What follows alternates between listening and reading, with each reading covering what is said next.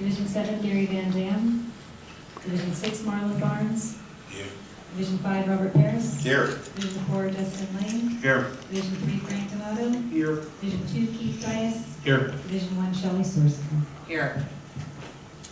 Item number 4, adoption of agenda.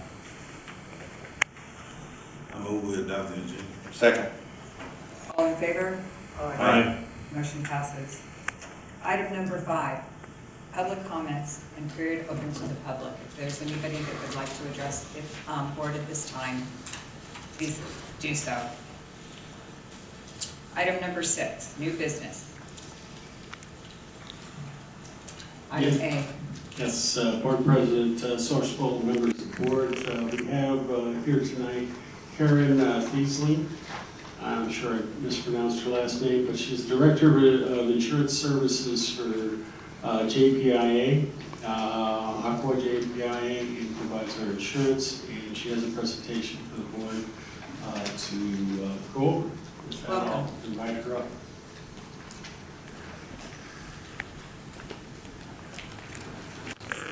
Good evening, board. I am Karen Beesting, and Dwayne did a pretty good job. But it's always one of those names that does get interesting at times. So, as he mentioned, I'm Karen Beesting, Director of Insurance Services at Aqua JPIA. I have a variety of responsibilities for the agency, and one of them is procuring all the insurances on behalf of our membership. So that is what we're going to start reviewing with you this evening. But first of all, a little history lesson. So Aqua JPIA is not an insurance company. We too are a public agency. In fact, we were created in 1979 ahead of the curve when we saw many other public agencies forming what is known as a Joint Powers Authority, a JPA. And in fact, the real movement began in the mid-'80s when the municipalities and the counties within our state and nation found themselves not having insurance coverage. The carriers decided they no longer wanted police and fire exposure, and they just walked away from that segment of business. So what we saw in California was really the burgeoning of the JPAs. We have 150 of them in the state. And again, we were created in 1979, as our Time articles shows. The movement began in '85, so Aqua JPIA was really ahead of its time. There were only 3 other pools in the state of California that began as early as '79. One was a school pool, one was a county pool, and one was us. So we're very proud that this year is our 40th anniversary. So as we go through the presentation, you'll see that many of the products and services we provide our members look like insurance, but we are not obligated under the California Insurance Code. In fact, we're obligated under contract law. That's the difference between insurance and JPAs. So what that means is we're not regulated by the state, but we are regulated by an association that monitors all the JPAs in the state of California. And I'm very pleased to state that Aqua JPIA has the highest ranking that is achievable, and that is accreditation with excellence, and we've had that for many, many a year. So again, we were created in '79 with 83 members for the sole purpose of joining forces either to procure coverage and to insulate themselves from a large catastrophic loss. We see pooling, that's what we're called, where public agencies come together to insulate themselves from taking that big hit. We see it in the counties, we see it in schools, and we see it in the water industry. One of the things that is very unique to Aqua JPIA, other than having to be a member of Aqua in order to secure our services, is we are the only pool in the state of California, and mind you, we have 150 of them, that is solely dedicated to water. So when I go through what the membership looks like, there are only water agencies and some water agencies with sanitation services as well. There's no schools, there's no municipalities or other type of special districts within our organization. So, quick snapshot. Now, this is slightly outdated. It was only June 1st when I did this the last time, but here we are at the end of September, and our count for those members in our general liability program, 332. For property, it's just shy of 300, and workers' comp is roughly the same. It's about 197 right now. I'm responsible for all of those three programs. However, the JPIA also provides employee benefits to our members, and there's 260 members that procure benefits through us. Now, why are those numbers important? Well, when you're purchasing, and I'm out in a very large market, it is what is known as spreading the risk. So as we grow, and we're in this smart growth trajectory, more members, good quality members, help share the cost, and then the economies of scale really come into play. And that's why when we look at our rates and the cost to the membership, it has been very stable over a number of years. So as I said, we're in a smart growth initiative. In the last 4 years, we have grown exponentially. Our lines were flat for a very long time. One of my responsibilities is also marketing, and we have had a wonderful story to share. We've enhanced our programs. We're going to talk about that today. That is something that Tom and I have been talking in terms of your own district, taking advantage of some of the enhancements. And we look at members that are of like-kind quality and that adhere to our best practices. So here's a summary of your programs. You participate in our liability program, our workers' compensation program, and our property program. So, quick 10,000-foot level of your general liability program. This coverage protects the agency from damage that is pertaining to a third party. Couple examples: if a district vehicle has a car accident with a constituent within the district. If by chance a pipe breaks and water goes into a constituent's home. This is the type of coverage that protects you from those types of liabilities. So of our 332 members, we all share in the first $5 million of coverage. So that means we as public agencies are writing collectively the first $5 million for every claim that comes in the door. Thereafter, we go to the reinsurance market, and that is what I do on behalf of the pool. I buy $60 million of coverage, and that is a per claim incident. So if you have a claim, you have $60 million of coverage. However, there is a sublimit for subsidence. That's not earthquake, but it's earth movement. We also have a component for crisis management. This coverage actually was enacted when we saw the Thomas Fire roll through Southern California, then the resultant mudslides. The communication piece was tapped by the Montecito Water District to help craft a message and get information out to the constituents. So this is a part of the GL program.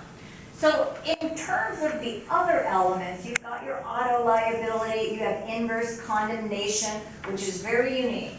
And we are one of the only pools in the state that actually provide coverage and provide coverage for our members up to the $60 million limits. This comes into play frequently when our water districts have a pipe erupt and water goes into a home. That this is the claim that they make, and they make it because plaintiff's attorney's fees are paid under this allegation. It's a very costly claim for our public agencies. However, the good news is we just had a court ruling that came out less than a month ago. So if the city of Oroville, if you're interested in reading, all my attorneys in the room will, because it drastically limits what a third party can come after us for. Very positive. Actually, one of the biggest changes in the legal system on our behalf, so a plus for us in the last 25 years. We cover liability for drone usage. We have multiple members that have now purchased drones and use them to inspect their canals or their dams, irrigation ditches, Employment practices liability, this means claims that might be related to workplace wrongdoings. Contractual liability, this is very important. In fact, Tom and I had a conversation this afternoon. So when our members enter into a contract with a third party, whatever our member has agreed to comes upon the liability of our shoulders, of the JPIA. So we assist in writing correct indemnification language and insurance requirements for that other party. This is a key mechanism in the risk management process to not put yourself into a situation where you're assuming unwanted liabilities. Lastly, we do have coverage for public officials, errors and omissions, and this is coverages for our board of directors, that if there's an allegation of misrepresentation while you're in course and scope of your board duties, this coverage comes into play. All right, quick overview on workers' compensation. This is critical for the health of our staff.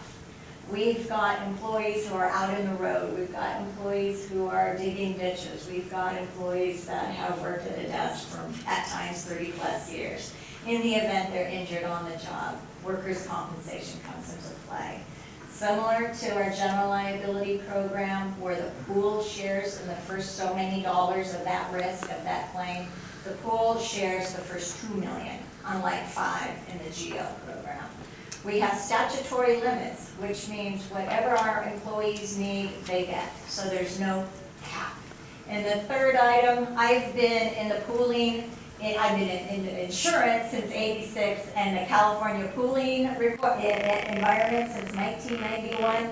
I've only seen 2 claims that trigger Part 2, which is employer's liability, not employment practices liability. This is a situation where there'd be gross negligence on behalf of an employer. All right, our property program. So as I mentioned, we've enjoyed a nice increase in our membership. And I stated because we've made enhancements to the programs that we offer our water community. And this is one of them. Prior to 2016, our pooled limits, which is the second bullet, was only $100 million. So if we had a property loss, all we could obtain would be $100 million in coverage. Right now, it's $500 million, so a significant difference. It covers your building, it covers your personal property, which includes all your electronic equipment, etc. You can see the variety of items it covers. One thing that I want to point out is this off-premises service interruption, and then bullet behind it is the contingent business interruption. These are new. Let me give you an example of what that is. So the first one, off-premises. We have many members that have hydroelectric facilities and sell their energy to PG&E. So if PG&E goes down and impacts our ability to sell that energy to them, this coverage comes into play. And as you can see, there's $25 million of coverage for our members. The contingent business interruption is another new element, and this was seen when we unfortunately had the Paradise fires. Our district, Paradise ID, actually withstood the fire quite well. Their facilities were intact. However, we know what happened to the community.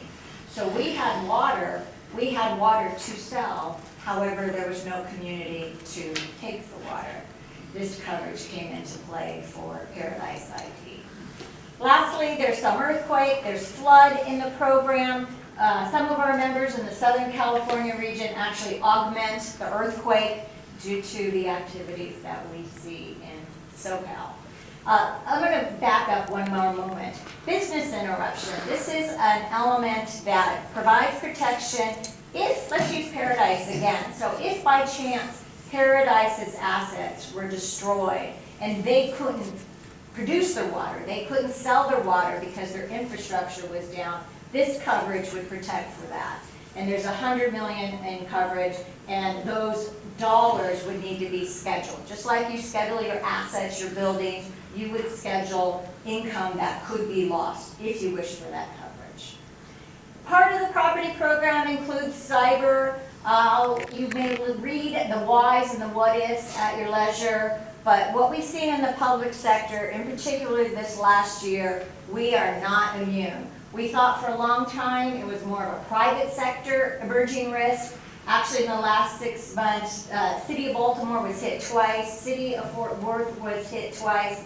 We had a water district in the state of Vermont, and the hackers actually went into the controls of the SCADA system and released water. So no longer an emerging risk, actually a very, very frightening risk. And although we do have the external threat of the hackers and those that, it's called social engineering, where they might assume or take on the identity of someone within the organization with power, Dwayne or the CFO, and put an email forward to the staff to say, hey, give me the bank account number, I need to transfer funds from LAIF to whatever. That happens, and we've had that actually happen in our office, and that's called social engineering. We're seeing that as well. So those are what is out in the landscape, and again, although the hackers are out there, the best defense is educating our employees of what not to open. All right, so this is the main reason I'm here. To give a quick summary of your current program. As I stated, you are in the general liability program. The payroll is our basis for your premium. And we collect payroll every year for both the workers' compensation program and the general liability program. They have different renewal dates, and that is perhaps why there's a $300,000 variance between those two payroll numbers. Your premium is shown off to the right. Coverages we just summarized. The property program, we have upwards of $125 million of assets. That is showing your premium. And similarly, you have the ability to cover your mobile equipment. We understand the district has not wished to do so, so that is why there's no numbers, and you do cover some of your vehicles. The value is shown and the premium is shown. So optional coverages, this is, we've got members that are very large, like Orange County Water District, to some members that might have 5 employees. So depending on what your size is, depending on what your exposures are, as well as your geographic location, some of these might be of interest and others may not. So for example, the property program, one of the enhancements that occurred is that we're able to cover more of your infrastructure than we have in the past. And Tom and I discussed what it might look for underground piping, for example. So that's a new coverage opportunity. Difference in condition just means additional earthquake coverage if a member so chooses. We have some limits, but some of our members need more. We've got dams within our joint powers authority, so we have dam liability, excess crime, as well as special events. So my favorite example is special events with Orange County Water District last year brought in thousands of tons of snow. And they had snow day so the kids could understand the process of water and what it took to create on that risk by having, I think they had upwards to 1,500 people participate, water slippage, etc. They just bought a one-day policy to move that risk off of them and off the JPIA. So you can be very creative with that program. What is excess crime? Yes, so crime is theft. Employee theft and forgery, something that occurs within the 4 walls. There's $100,000 that's built into the property program. It's an automatic. Many of our 332 members do buy additional coverage, upwards to $1, $2, or $3 million. So we summarized the coverages, but this I think really differentiates us out in our pooling community. We have in-house staff that handles all our claims. So unlike many other pools that have to hire a third-party administrator to adjudicate claims, we have staff that is an extension of the JPIA and thus the membership. We have risk advisors, which actually ours was out today visiting with your staff and team to talk about potential risk, how we mitigate risk, current best practices, and every one of our members has a designated person, such as Lee Patton. Risk transfer and insurance. If you recall, I said that under the general liability program, you have contractual liability as a coverage element. We have myself, another attorney, and another staff person that if asked, we will review your contract for only the insurance in the indemnification language.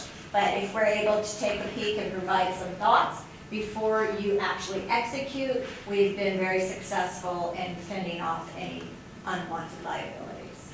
Lastly is our HR department. You are in the general liability program, thus you have employment practices liability, and we see different types of claims, sexual harassment, discrimination, wrongful termination that comes out of that arena. So we have an in-house employment practices attorney as well as our director of HR. They are both available to offer any advice, noodle issues through before they become an issue or more severe than just a question.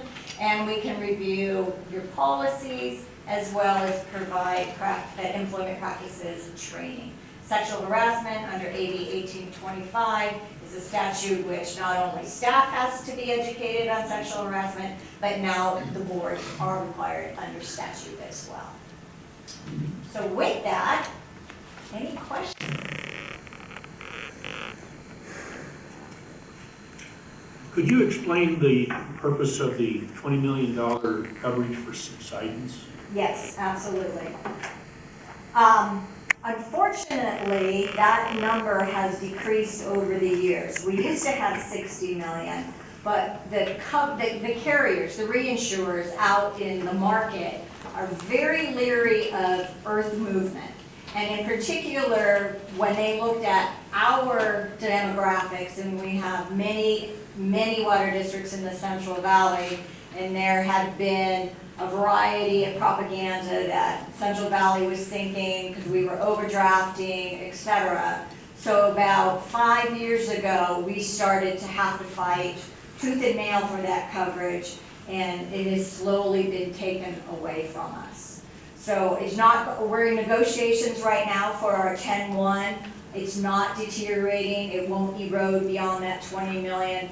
But it is one of those coverages that we really need to argue as to why it must stay. Okay, thank you. You're welcome.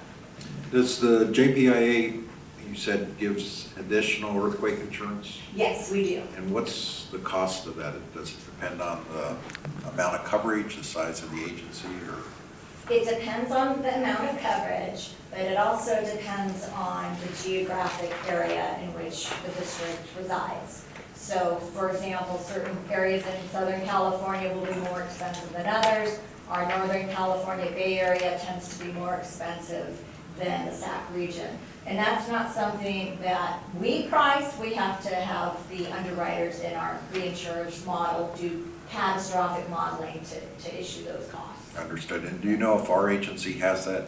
I believe you do not. Is it something we can look into? Yes. Thank you. So if an agency is sitting on a fault, I imagine it would be higher.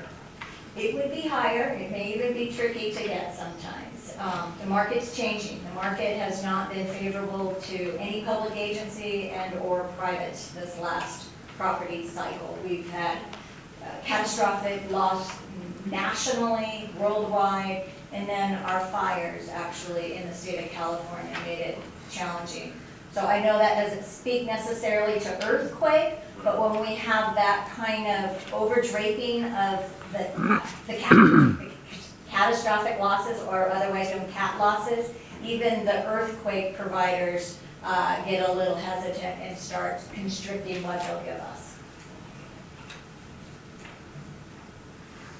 Well, thank you. It was an honor to be here tonight to be able to share our programs and certainly those in which you participate. And we look forward to another many years together. Thank you. Thank you, First. Thank you for your presentation. That was very informative. I have a question for Dwayne. Dwayne, so when we do our insurances and what we adopt in our policy of what we want, when does that come about? I believe, let me ask Teresa if you're aware of when the insurance is due. We just did, our Okay. liability just renewed, the property just renewed, so it'll be No, another no, year no. before. Once you talk to us, I'm the one asking the question. Tom, and they could probably speak to it better. Our property and our liability just renewed for another year, so I'm not sure if we're able to make changes after it renews. So are you saying that the board doesn't review it? Yeah, that's. Okay. Yes, in terms of property, it did renew on July 1st, but you are able to make changes before next year. So for example, if you obtain a new asset, a new building, you would cover that. If by chance earthquake is of interest, we can make those changes. In terms of general liability, we are just renewing on 10/1. You don't have to ask for anything under the general liability program. All those provisions that I went through are just an automatic within the program. Is that part of our $200-some thousand we pay a year? Yes. That's like the bundle of, Correct. yeah, it's probably, I suggest we should go through that.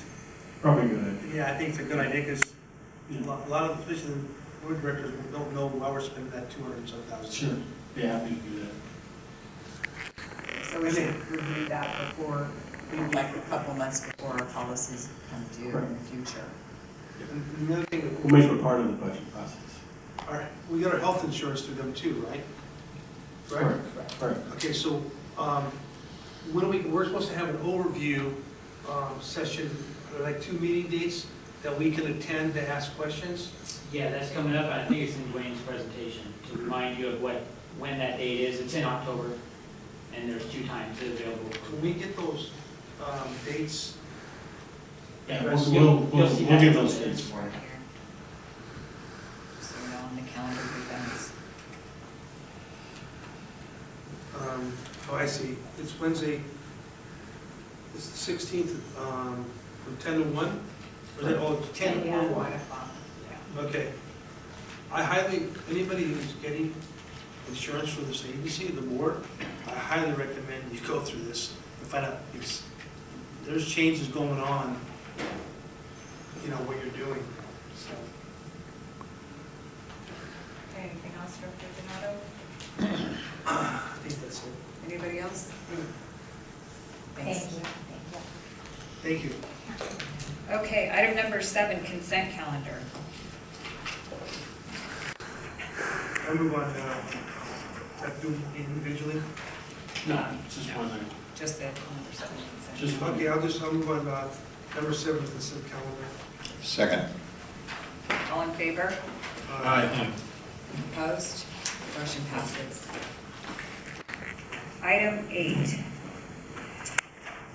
Items for consideration and possible action. Item 8A, Director Donato, Finance Committee. Yes, Finance Committee met yesterday. First item on 8A has to do with the weed abatement compliance at the West Side Water Bank. Dwayne's gonna- We'll have John John. Bozigian provide a short presentation for the board. Good evening. Okay, so I was joking with Matt, if you've lived here long enough, as you all have, we have winds and weeds and wind here. No. Okay, so we can not do anything about the wind, but we can do something about the weeds. The West Side Water Bank is 1,500 acres. That's over 1,100 football fields. It's huge. We've been putting water pretty steadily on that property for almost 2 years. And our staff doesn't have the time, the equipment to eradicate the weeds that are growing out there. And this probably will start affecting our recharge capability if we don't do something fairly quickly. So we enlisted the help of a couple of contractors. And believe it or not, finding weed abatement on a huge scale is very difficult. I called a couple places in Bakersfield. They were not too interested because it's prevailing wage.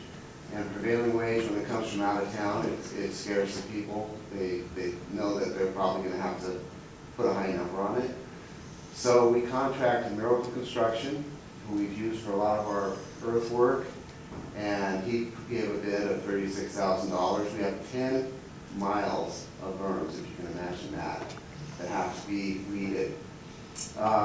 We used, if you remember, Whirlwind and Solar to eradicate the weeds on our 3 solar sites at AVEK. This is all they do, is weed abatement, and they were very reasonable. And so we said, well, let's get another price, and let's make sure we're in the ballpark. So they came in with $24,740 to do the whole job. We budgeted in this annual budget $26,000 for grounds maintenance at Westside Water Bank, so we are under budget.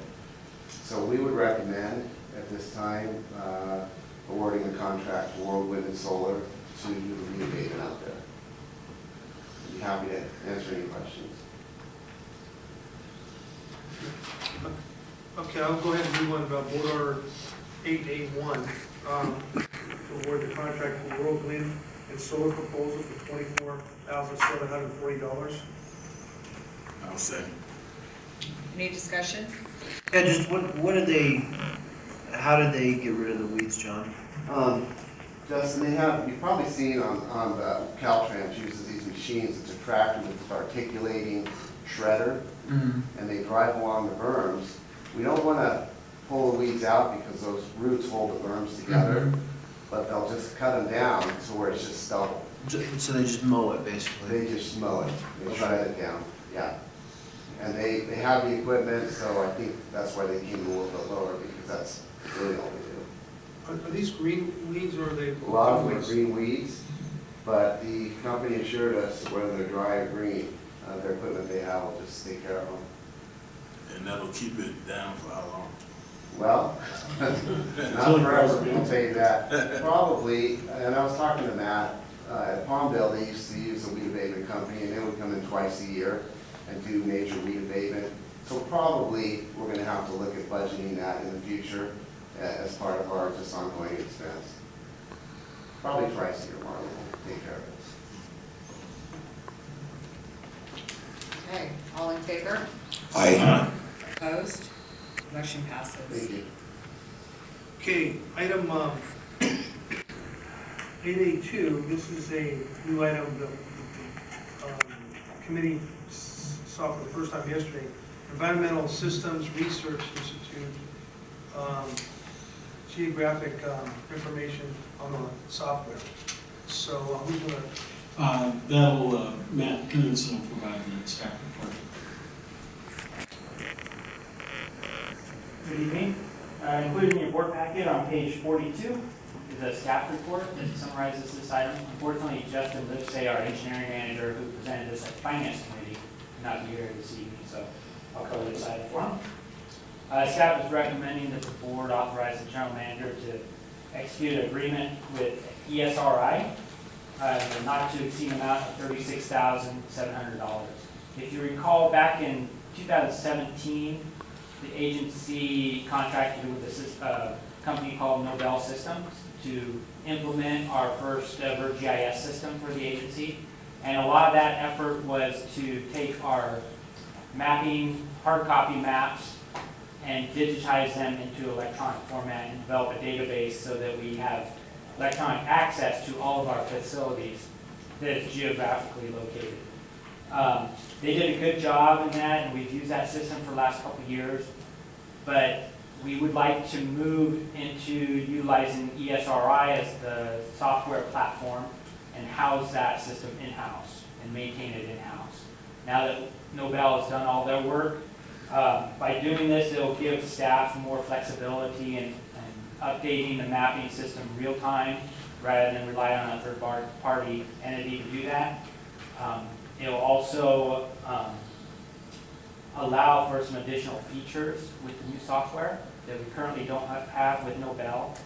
And the big benefit is it will save the agency roughly $19,400 per year after the first year. We did budget for this current fiscal budget $40,000, and as I mentioned, we're recommending approval of the agreement for $36,700. With that, you have to answer any questions. Okay, I'll go ahead and move on to A2 for $36,000. $36,700. $700. Thank you. I'll say. Any discussion? All in favor? Aye. Opposed? Motion passes. Thank you. Okay, item 8A3, Greater Antelope Valley Water Emergency Coalition participation. The board discussed this, the finance committee discussed this yesterday.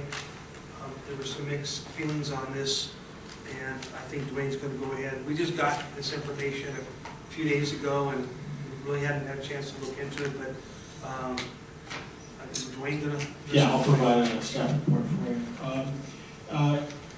In response to the recent Ridgecrest earthquakes, there's a coalition of various local water agencies have agreed to come together under a collaborative coalition to discuss preparations and available resources in case a water disruption were to occur in the Antelope Valley.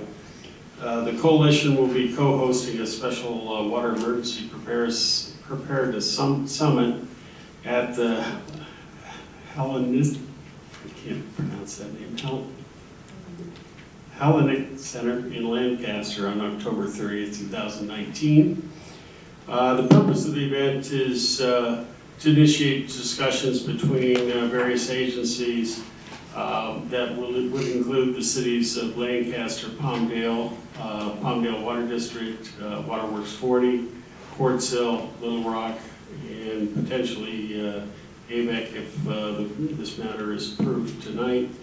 Other local agencies that would be participating, including Indian Wells Valley Water District, that was at the epicenter of the earthquake, sanitation districts of LA County, LA County Office of Emergency Services, also representatives of police and fire, and our local Congress and Assembly members and state senators' office are likely to be part of the event.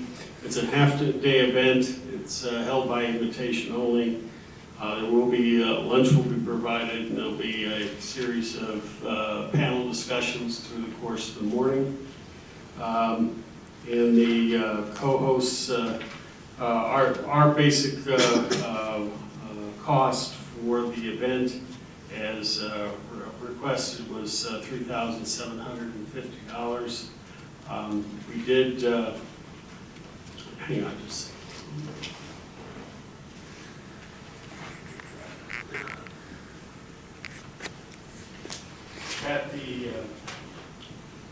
At the Finance Committee meeting, we had a chart that wasn't completely accurate. While the numbers were accurate, we did have the City of Palmdale, City of Lancaster providing funding, not Quartzville Water District or Little Rock Irrigation District. Just want to make that correction.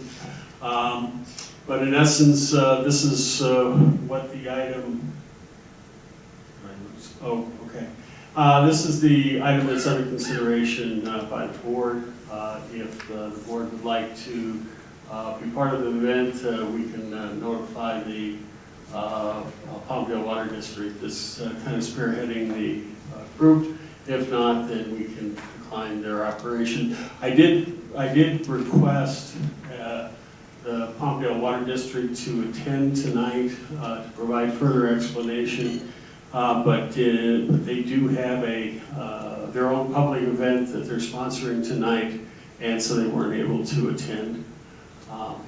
So that would conclude the staff report. I'd be happy to answer any questions that you may have with regards to this matter. Yeah, I have a comment. I think if Palmdale Water District wants to spearhead this, then they should pay the money. AVEK is the master plan. We're interconnected with all these different people here.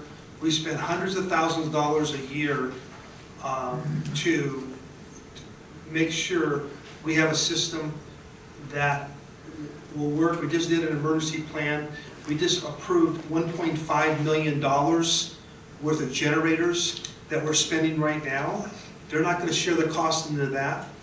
And to opt out other small water districts, you know, I really have a problem with that because this is a $3,750 lunch.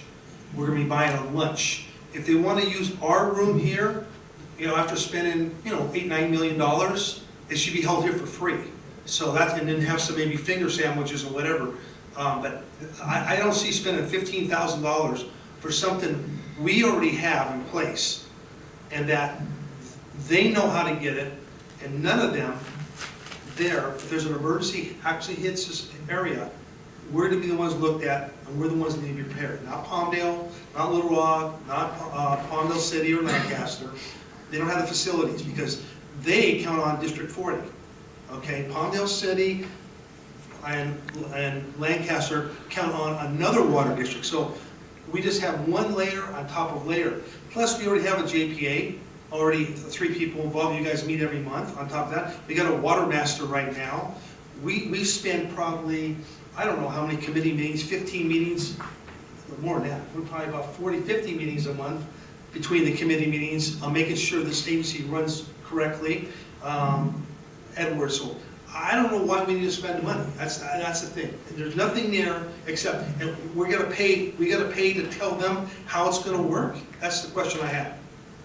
Are we gonna pay them to tell how, if there's a catastrophe, what's in place? That's what I want to know. How are we going to benefit from this? You know how many hours you spend, staff spends, we spend. I mean, we just found out about this yesterday, by the way. This was not something that was discussed 2 months ago. What do you think about it, or whatever. We get this invoice to pay $3,700, and for what? I want to know what it's for. That's just my opinion. I have a question. Little Rock Creek Irrigation District and Quartz Hill Water District are not paying anything? That's correct. Okay, they're listed as participants, right? That's correct. But they've chosen not to participate in the financial part of it. I'm not responsible for who was asked and what the amounts are. Okay, you just know that those numbers were corrected. Yes. So then there's a shortfall of almost $4,000 for the event, because who's going to pick up the 18? The city of Palmdale and city of Lancaster's picking up. Oh, they're picking up. We just had, once we checked, we realized that we had made a mistake as to who was providing those funds, and so we wanted to correct it. So the city of Palmdale and the city of Lancaster are theoretically paying $1,875. Correct. And AVEK's each, and AVEK's asked to spend twice as much. Yes.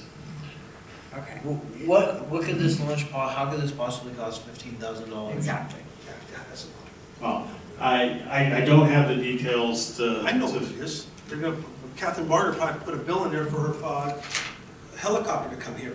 Okay, and I'm not being sarcastic either when I say that. Another thing, I had a question. How much money do we involve on this Amagosa Creek project? How much money is AVEK involved for? $5 million? Which is close to 5. Our participation is $2.5 million. Okay, and who matched us the $2.5 million? Anybody?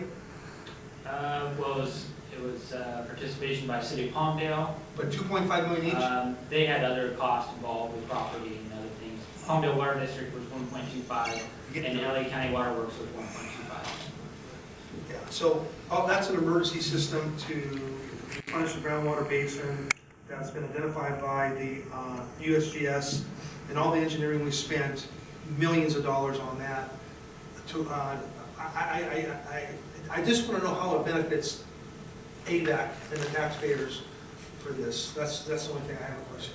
And I have nobody to ask in the audience because they're not here. Right. One thing we can do if the board, which I would like to do, we could defer this matter.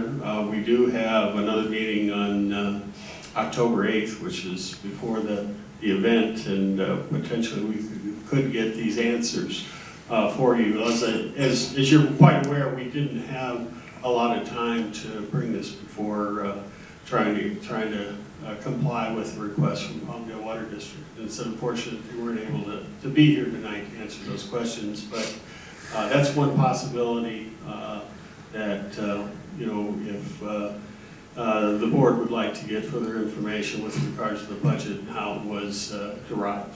Right, the board president asked the question, I want to break down the $15,000, what is that for? Correct, correct.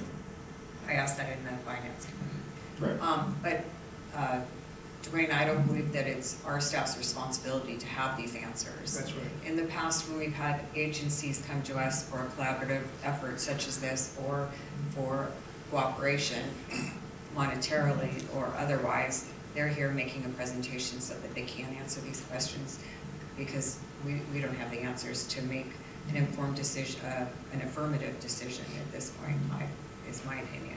So I guess the question before us is if whether or not we want to go ahead and put this off to another meeting, that perhaps that they could find the time to address us, or go ahead and vote on it today. It's a pleasure to the board. Yeah. My personal opinion is I think that if they want us to be involved, there needs to be somebody here to explain who, what, why, and where. Right. Yeah, it Yeah, was in our agenda yesterday, so Yeah, right. no clue. Yeah. Well, I would suggest that we go ahead and vote on it and bring it back if they choose to do so. That would be my suggestion. I will move approval of the funding for the Water Emergency Preparedness Coalition. My preference would be to have it come back at next meeting. I think you all know that Vince Dino comes to almost every one of our meetings, and he's not here tonight because they're having their rate, I think their special citizens meeting for the rate study. But anytime we can get together collectively with these agencies to talk about emergency preparedness within our valley, I think it's a positive thing. I don't know exactly how much they're spending for what. I do know that Catherine Barger is not charging her helicopter, nor ever would, to attend. But with that said, I would move approval.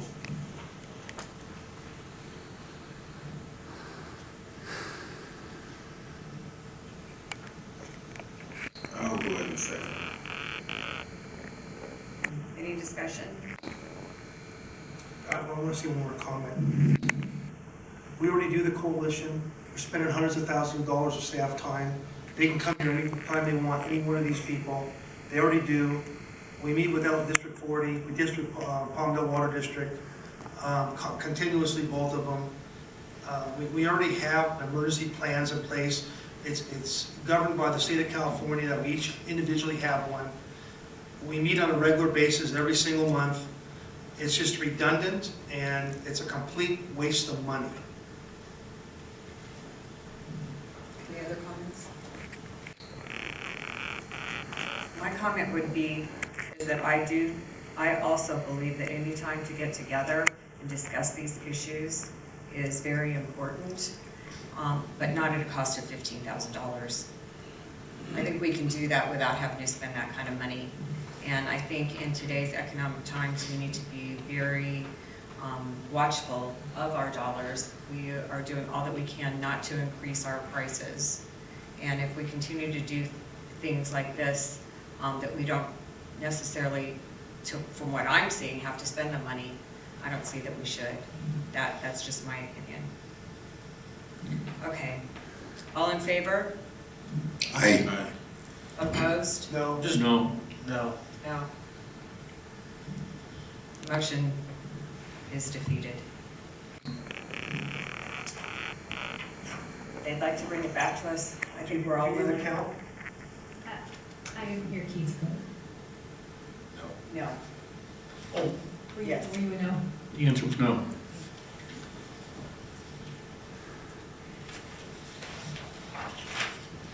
Okay. And you are open for it to be brought back to us with more clarification, is that correct? I would say so. Yeah. But as is, no, yeah.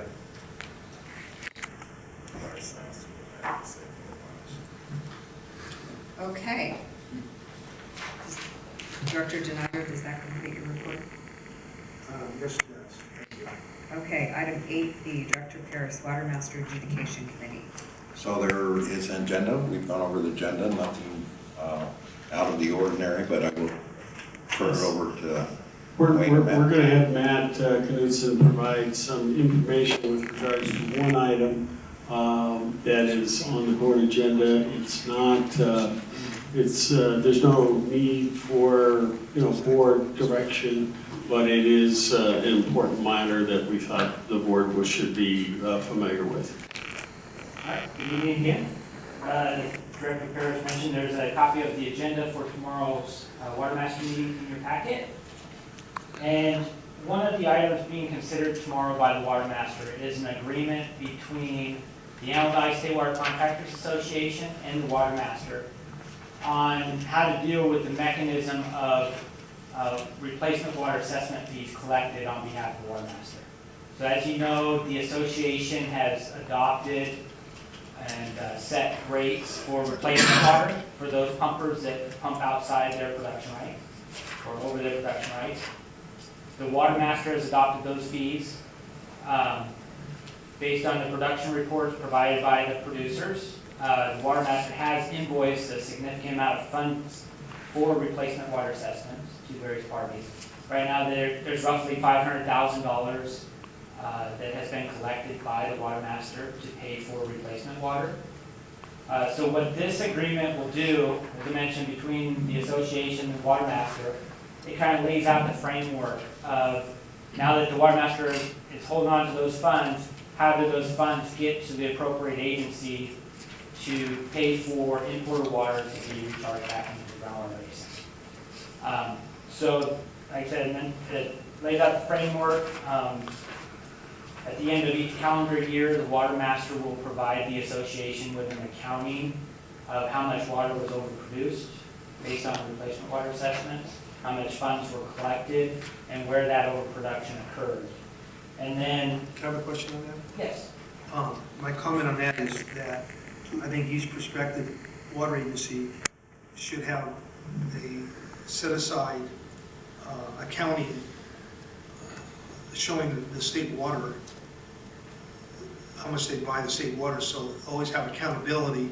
If anybody wants to check AVEK, Palmdale, whoever. Yeah, and that's what this agreement will do. That will take care of that? Yeah, so once the Water Master provides the accounting to association, then the payments will be, the funds will be transferred to the association, and then the three agencies will work together to determine where, within each prospective boundary, the production occurred, and then transfer the funds from the association to either Palmdale, Little Rock, or AVEK.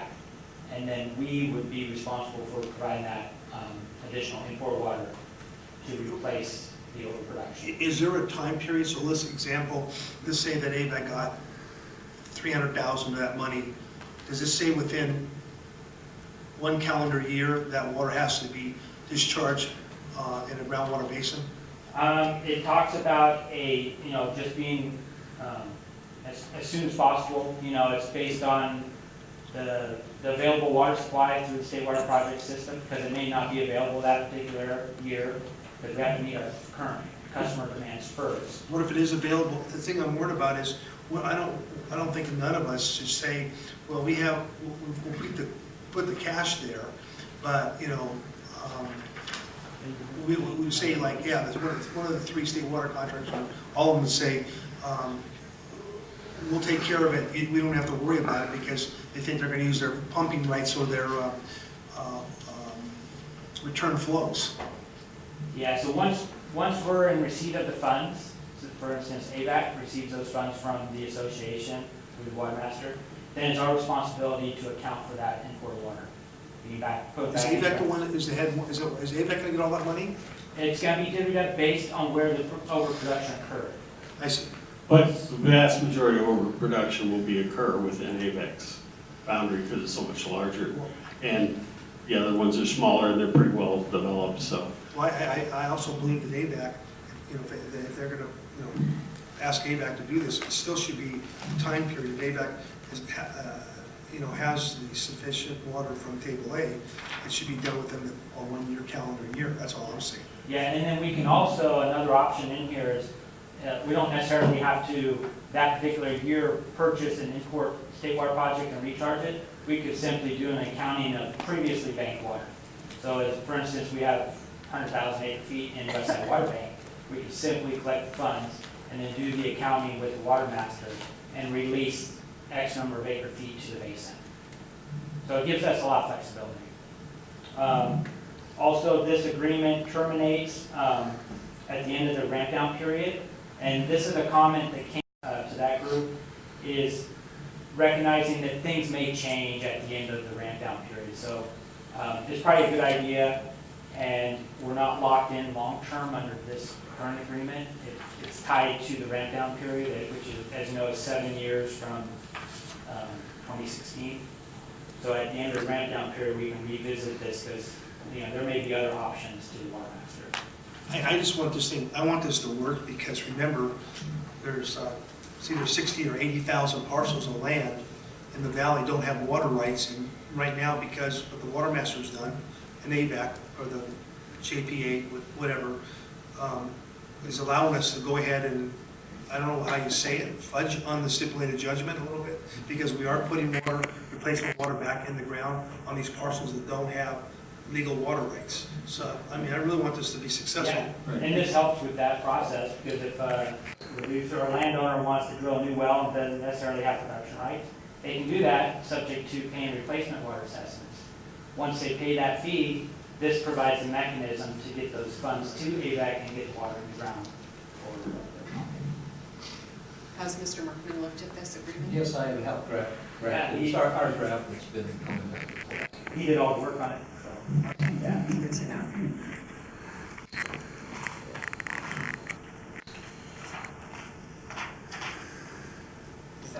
So we're not looking for a motion on this, and you vote on tonight. I just wanted to bring it to the board's attention because tomorrow the water master board will be considering this agreement. And Matt, we can use carryover water too, as our own carryover water. Yes, that's right. All right, Thank you for very your much. presentation. Item number 9, old business. We have none. Item 10, general manager's report. Okay, Board President Sourcewell, members of the board, this is the General Manager's report for September 24th, 2019. As you can see, it's we've got a 10-day forecast for Northern California. It's been more of a worsening fire conditions rather than anything else in our region that you would expect in the fall months when there was so much heat. However, we're going to start seeing some cooler weather come through later at the end of this particular week with some, believe it or not, some chance of snow and some rain in our region. So this is our precipitation chart that we've tracked throughout the year. You can see this last month we've actually done a little bit better than average, a little bit over the blue line. Not significantly, but just a little bit. And the corresponding tick that you see up here, that corresponds to that little bit. Let's see if we can get this thing to move to the right spot here. You can see right there, there's a little uptick, and that's associated with that little bit of rain that we had. Currently, we're at 136% of average for this date, so very good water here. Consequently, the reservoirs are all full, so we can anticipate that we'll have a very good beginning of the water year coming through just because the reservoirs are full and ready to go. Once again, we're just above average with regards to the Orville condition, about 105% of historical average. San Luis, we're at 61% of total capacity, about 135% of historical average. Looking closer to home, here we have the treatment process. We're currently producing 44.9 million gallons a day from the various treatment plants, and the numbers are indicated here.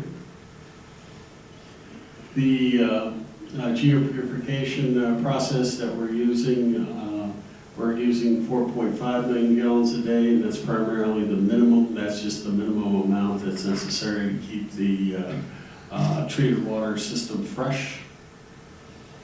And if you look at our total recharge in the groundwater basin, we're adding 175 acre feet a day.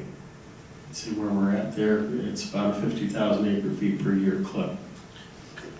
Question? Sure. So you're seeing approximately 175,000 acre feet of water being stored? 175 acre feet a day. A day? A day. So how much, total 52,000? Yeah. And if that was to continue, and it has continued through most of the year. I thought we had more than that. Oh, no, that's just what we've added this year. I mean, that's what we're adding this year. We have close to 85, 90,000 acre feet in the west side water bank. So basically, right now, the way our water deliveries, we're about, what, 2.5 years probably if we A good 2 years, assuming we got nothing from the state. Yeah. So we can get 2.5 years with a minimal amount of supply. So when they have this form, you can contribute that information right here, this chart. Okay, I will. We do have some water quality updates here, and this is the third quarter trihalomethanes, and you can see that we're well below our stated green line here is the internal goal that AVEK has for water leaving our facilities, and you can see that we're way down here in these ranges, in this particular area. We've been a very good water quality for quite a while. Here, this level here is the actual MCL, so the water that we're delivering is well below MCL. A little bit of the state regulatory updates, and I know that Board President Sorsable's heard a lot about PFAS and how that's going to have an impact. We did get some news that the state board is planning to adopt a definition of microplastics in drinking water on or before July 1st, 2020. And on or before July 1st, 2021, they want to adopt a standard methodology to be used for testing the drinker water for microplastics. And then they'll have 4 years of testing. It's still not known, how the standards will be formed. They're still in the process of doing that. Several advocacy groups are trying to counter the State Water Resource Control Board's plan to lower notification limits because there's not much you can do. You can notify, but there's not much in the way of treatment. And so that this doesn't become a public confidence issue because the measurements are in parts per trillion, and in the current protocol doesn't allow, because the agency has done some preliminary testing on some of our sites. We have no results yet, but we'll be providing those to you in upcoming updates. But there are things like you cannot take a shower before you do the testing. You can't wear any deodorant or cologne or anything like that. You can't have freshly washed clothes. They have to have, because these parts per trillion, they can generate. So it's a very, very stringent process for actually doing the testing. Do you think that definition of microplastic has to do with straws? Well, it's, I don't think it has to do with straws, but it is quite a, when you get down to parts per trillion, it's pretty hard. So, But you know, what you're saying is absolutely crazy, because they're gonna start, just like they tried to do with the EPA, you know, when Trump, the White House came down. Do people even know that if that would've went through, every car in California coming in, they were adding $5,000 to the expense of the sticker? So what you're saying here is that all the clothing and things that might be material-wise that could cause an environmental effect under their guidelines, those clothes can't come in here. well, the clothes can still come in here, you just have to figure out a way how to get them, Wash. get them washed and get them out of the water drinking system somehow. And all the detailed bills passed by the legislature. And some of the key issues to be looking forward to for the 2020 season would be water quality, water recycling, wildfire resiliency, water infrastructure financing, and the Sacramento San Joaquin Delta. So those are some of the priorities coming from the governor's office. Some additional information. Senate Bill 1 is that's the legislative matter that passed on I guess it's on 9/13 that passed, and but the governor is likely to veto that bill, and he's made that known. He's planning to veto that bill. This would have torpedoed the voluntary agreements, which was something that Gavin Newsom was pushing. And so there's a lot of politicking that went in with that. Also, Assembly Bill 352, Garcia bill, that's is a wildfire prevention, safe drinking water, drought preparedness, and flood protection bond act of 2020.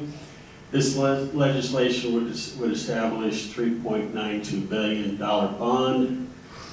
Provide funding for drought, water, parks, climate, and coastal protection.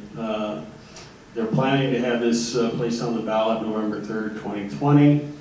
Our public affairs advocacy group is engaged in shaping the language of that bill on our behalf, and we're trying to find adequate funding for various water storage and related infrastructure projects so that we can take advantage of that particular bill should it get passed. There's also a new Senate bill on the federal side. Dianne Feinstein and C. Gardner are sponsoring. This is the Drought Resiliency and Water Supply Infrastructure Act. It's a newly introduced bipartisan bill that builds on the former WIN Act.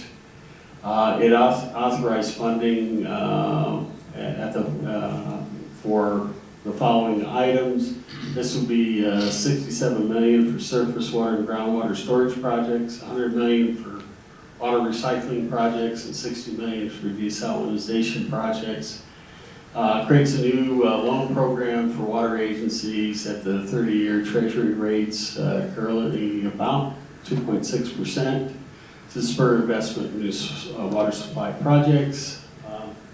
Also, we have AB 315, and what this would do is limits the way government associations can function, ban certain regional events, and would affect associations such as Aqua. So it's the Local Government Lobbying Association Expenditure of Public Funds Act.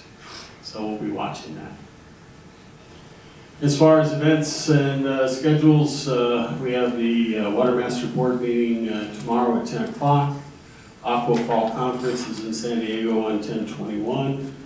The NWRA Annual Conference is 11/6, 11/7. And it looks like we got the Aqua Conference twice. GM schedule, I'll be on vacation next week and be out of the office. They're two different conferences. Two different dates. Oh, I'm sorry. Oh, Yeah. Aqua Fall Conference, okay. I just thought they were both San Diego, they're two different dates. I think there's something different there, but. AWWA. AWWA, oh, I see. And Aqua versus AWWA.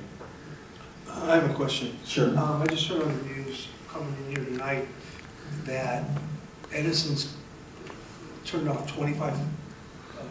power because of winds or something for 25,000 people. I guess they're letting people know this is gonna be a regular thing. So I know our generators and things are coming on board, but, you know, this happens to be, like somebody said earlier, a windy place, a lot of wind. So, not maybe here, but, you know, further up where those high power tension lines are, they might shut power off. So just want to make sure that we're getting ready for that. We are. We had a meeting today and was talking to some of the operators with regards to that. They're very aware. There has been literally tens, I wouldn't say hundreds, but close, you know, 50, 60, 70 different alerts that have happened over the course of the summertime. And so each of John's crews, and John has prepared everybody for how we would, if those outages should occur, how we can maintain water supply to our customers. So and certainly those generators are going to help us. I think this is extremely important. I mean, and when it does hit, nobody's going to understand what's going on because nobody pays attention anymore. But I highly believe you should get a hold of the editor of the paper, the AV Press, and sit down with them, talk to them, do an editorial discussion of what is going to happen, whether we like it or not. It's going to happen. Whether it's what were the three reasons? Wind, fire, Humidity. And humidity. And what? Humidity. Humidity. They're just going to shut the power down. So we have two of the three. Okay. We got wind and humidity, you know, very low. So yeah. So I mean, I think they need to be aware of this because let the people know that. We can certainly do that if the board wishes. Because it's not going to happen. It'll be shut off somewhere else, so the power doesn't come down. Right. Does that conclude your? That concludes my report. Okay, great. So, Dwayne, I got a question. Mm-hmm. What are the local water agencies, the smaller water agencies that don't have access to AVEK? You know, what do they do? You know, depending on if it's a public agency, having managed several really small public water agencies, usually they'll have one or two sources of water that they might have some emergency power for. Not all by any stretch of the imagination. And then a lot of the mutual type water companies, they don't have, rarely do they have any backup power to work on their systems. I have a question also. Why is desalination so expensive? It's associated with, in order to remove the salt particles that are within the water, you need to force the water through a membrane that's able to, a very thin membrane that's able to take that salt particle out. And the pressure, which means the electricity to drive the pumps that are, is pretty intense, and that's what drives the majority of the cost. One of the great benefits that have happened over, say, the last 10 or 15 years is the membrane technology has gotten better and better to where you need less pressure in order to be able to remove those salt particles out of the waters it runs through. So they're making the seawater. Correct. And also it's very important what kind of seawater it is, because there's a big difference between salt water in the Gulf of Mexico versus salt water on the Pacific Ocean. There's a different degree of salinity that's associated with that water, and it makes the prices considerably different. And they like to, they pump brackish water in. Yes, which right. is really a little mix of. A little mix of fresh water and the other. They don't go for the deep ocean water, which they don't even deal Yeah, don't even deal with that. So. Okay, item number 11, director's reports. Do we have any director's reports? None. I have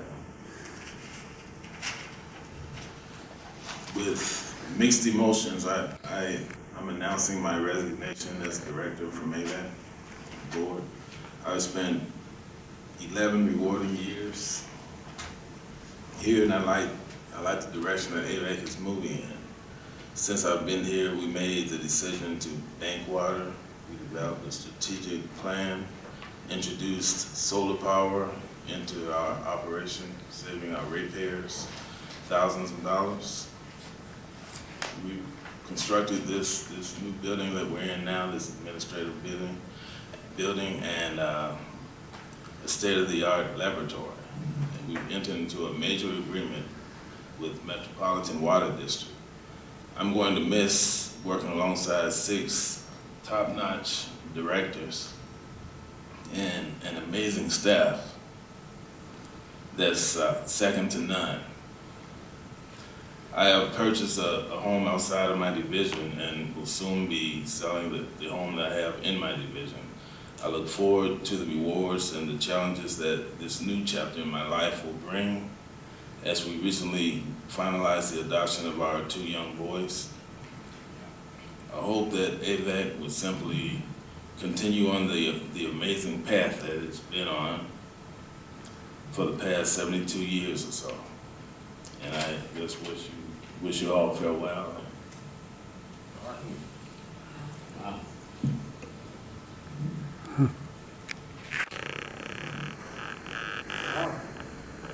Well, we're very, very sorry to see you go. You've made great contributions to AVEK and to the board, and we've enjoyed working with you. And we're really, really going to miss you. But we understand, you know, you have things in your life that you have to go work with now. I would like to say something. You know, I was here when Marlon was newly elected, and we sat down and talked, and he wasn't sure you wanted to be on the board. And he's done a remarkable job. He learned quickly, non-controversial. I mean, you know, like other directors are. But you've done a real good job. You brought your fire department experience, you know, onto the board, and we're going to miss you. It's his wife that made him do it, because she made him move out. Marlon, thank you very much for the years you have given us. I've enjoyed the insight that you offer on the various decisions we make. I've enjoyed working with you, and we will miss you. Thank you. Marlon, what a shocker. I had no idea that this was going to happen. Great joy working with you. As Frank and Shelley even said, tremendous job. Good comments. Ability to work with this group is incredible.